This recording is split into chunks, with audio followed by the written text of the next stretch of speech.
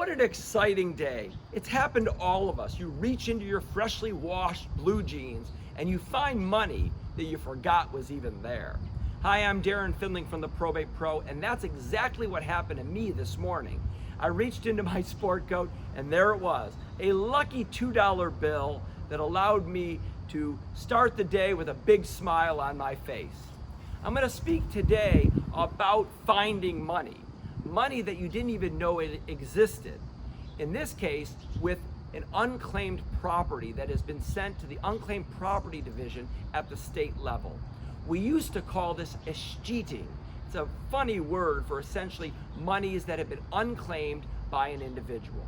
Most states now have a very procedural set of guidelines of when a financial institution has to report that to the state and then eventually turn the money over to the state. So let's play this out.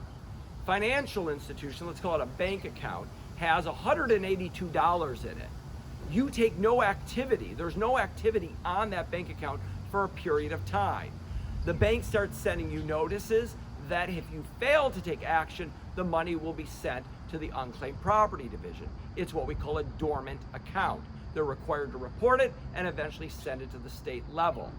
These monies are held at the Unclaimed Property Division, their treasurer department, until somebody applies for them. If somebody doesn't apply, they simply remain at the state treasury department.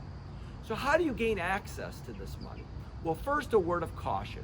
There are businesses out there that try to lure you to use them to either search for the unclaimed property or to apply for those benefits.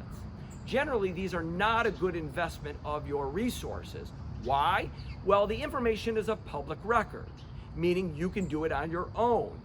Some people, of course, are not particularly sophisticated at using a computer or filling out forms, so they opt to hire a company and pay them a percentage of any monies that are recovered.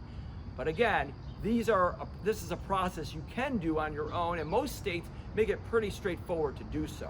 The first thing, though, you have to identify in which state is the money held. That problem is solved quite easily, of course, if you do a search of the state in which you're residing and you notice the money is there.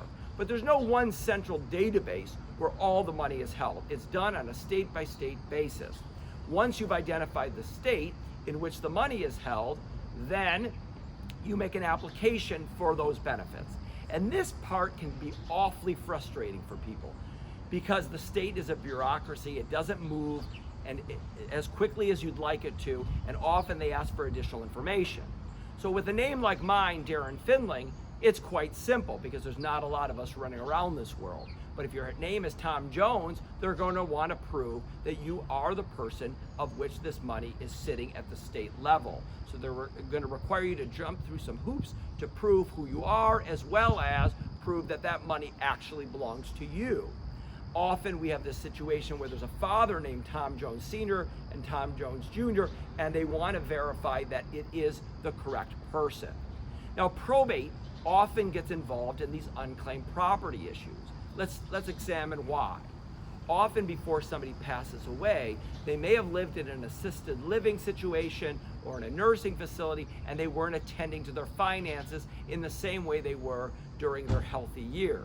The money goes dormant and eventually gets sent to the state level. So as part of a probate process, it's very common to make an application to the various state levels to apply for those benefits.